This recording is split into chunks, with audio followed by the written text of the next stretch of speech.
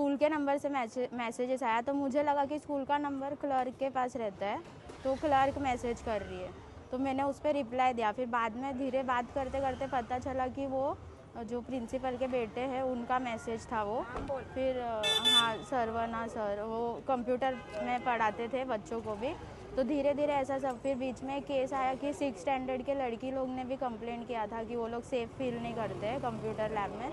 तो उसके बाद फिर धीरे पर्सनल नंबर से भी मुझे मैसेजेस आने लगे और कुछ चीज़ों के लिए पूछा, बट मैंने उसके लिए मना किया 5-6 बार। मैंने उनको ये भी समझाया कि मैं ये सब नहीं करना चाहती हूँ और मैं वैसे टाइप की लड़की नहीं हूँ। उसके बावजूद वैसे वीडियोस और फोटोज़ मेरे को भेजे गए, तो मैंने उसके लिए बस बोला। फिर जब मैंने एचएम को बोला तो वो मेरे पे इल्ज़ाम लगा रही है कि आपने एआई से बनाया है। नमस्कार, मी प्राध्यापक शिवा अय्यर, जय भारत इंग्लिश हायस्कूल सागाव याचा विश्वस्त। माझा मुलगाकडनं काही चूक झालं म्हणून काल रात्री 11 वाजता मला समजलं ऑफिसमधनं आल्यानंतर। मी सकाळी त्याला विचारलं, तो म्हणाला त्यांनी घाणेरडा फोटोज काही पाठवलेत आणि तिच्याकडनं पण एका स्कूलच्या टीचरकडनं पण काहीतरी घाणेरडा फोटो आलेत। तर मला समजलं की दोघांकडनं काहीतरी चूक झालं। मनसेचे पदाधिकारी ते येऊन ऑफिसमध्ये दमदाटी करत होते आणि माझा मुलगाला मारणार असं म्हणत होते। तर मी बोललो मारण्यापेक्षा ना पोलिसांकडे नेऊया, आणि इतक्यात पोलीस आले आणि पोलीस त्याला व्हॅनमध्ये बसवून नेले। माझा मुलगा गुन्हेगार असेल तर शिक्षा द्या त्याला।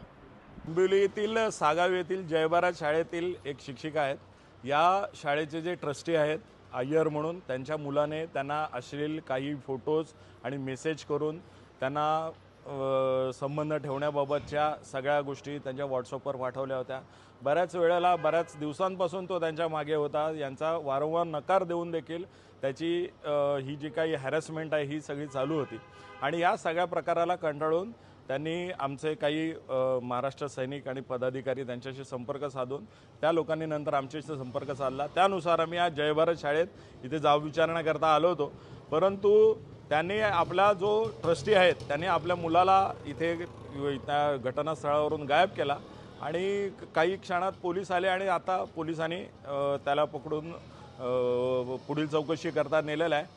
आणि सुशिक्षित डोंबिवली शहराला काळीमा लावणारी अशी ही घटना आहे। पोलिसांच्या मार्फत आमची विनंती आहे प्रशासनाला, न्यायव्यवस्थेला, की या वासनांध आरोपीला अत्यंत कठोरात कठोर अशी शिक्षा झाली पाहिजे। एक्चुअली मैं 1 साल से जय भारत स्कूल में काम कर रही हूँ, तो सितंबर से ये हरेसमेंट चालू हुआ। पहले मुझे